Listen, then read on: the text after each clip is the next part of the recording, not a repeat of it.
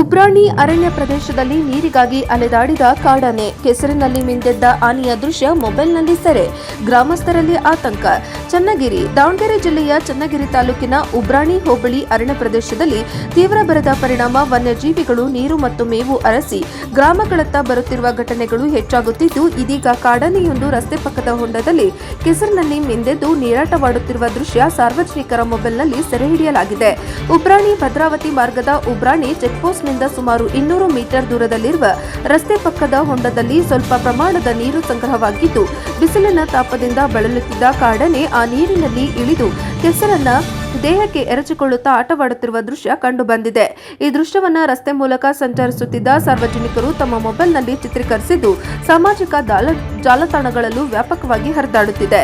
ಇತ್ತೀಚಿನ ದಿನಗಳಲ್ಲಿ ಉಬ್ರಾಣಿ ಭಾಗದ ಅರಣ್ಯ ಪ್ರದೇಶದಲ್ಲಿ ಮಳೆಯ ಅಭಾವ ತೀವ್ರವಾಗಿದ್ದು, ಕಾಡಿನೊಳಗಿನ ಕೆರೆ, ಹೊಂಡ ಹಾಗೂ ಜಲಮೂಲಗಳ ಒಣಗುತ್ತಿರುವ ಹಿನ್ನೆಲೆ ಕಾಡು ಪ್ರಾಣಿಗಳು ನೀರು ಮತ್ತು ಆಹಾರಕ್ಕಾಗಿ ಗ್ರಾಮಗಳತ್ತ ಮುಖ ಮಾಡುತ್ತಿರುವುದು ಕಂಡುಬರುತ್ತಿದೆ.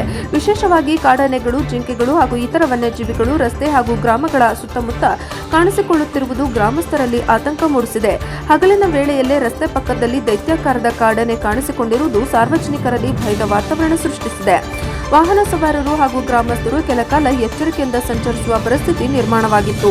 ಕಾಡಿನಲ್ಲಿನ ನೀರಿನ ಕೊರತೆ ವನ್ಯಜೀವಿಗಳ ನೈಸರ್ಗಿಕ ವಾಸಸ್ಥಳದ ಮೇಲೂ ಪರಿಣಾಮ ಬೀರಿದ್ದು, ಅವು ಮಾನವ ವಾಸ ಪ್ರದೇಶಗಳತ್ತ ಬರುತ್ತಿರುವುದು ಅಪಾಯಕಾರಿಯಾಗಿದೆ ಎಂದು ಸ್ಥಳೀಯರು ಅಭಿಪ್ರಾಯಪಟ್ಟಿದ್ದಾರೆ. ಅರಣ್ಯ ಇಲಾಖೆಯವರು ಕಾಡಿನೊಳಗೆ ಶಾಶ್ವತ ನೀರಿನ ಮೂಲಗಳನ್ನು ಅಭಿವೃದ್ಧಿಪಡಿಸಿ ಕುಡಿಯುವ ನೀರು ಹಾಗೂ ಮೇವುಗಳ ಸಮರ್ಪಕ ವ್ಯವಸ್ಥೆ ಮಾಡಬೇಕು. ಬೇಸಿಗೆ ಅವಧಿಯಲ್ಲಿ ತಾತ್ಕಾಲಿಕ ನೀರಿನ ಟ್ಯಾಂಕ್, ಕೃತಕ ಕೆರೆ ಹಾಗೂ ಮೇವು ಕೇಂದ್ರಗಳನ್ನು ನಿರ್ಮಿಸುವ ಮೂಲಕ ವನ್ಯಜೀವಿಗಳನ್ನು ಕಾಡಿನೊಳಗೆ ಉಳಿಸಬಹುದು ಎಂದು ಗ್ರಾಮಸ್ಥರು ಒತ್ತಾಯಿಸಿದ್ದಾರೆ. ಕಾಡಿನ ಪ್ರಾಣಿಗಳಿಗೆ ಕಾಡಿನಲ್ಲೇ ನೀರು ಮತ್ತು ಆಹಾರದ ವ್ಯವಸ್ಥೆ ಮಾಡಿದರೆ ಅವು ಗ್ರಾಮಗಳಿಗೆ ಹಾಗೂ ರಸ್ತೆಗಳಿಗೆ ಬರುವುದನ್ನು ತಪ್ಪಿಸಬಹುದು.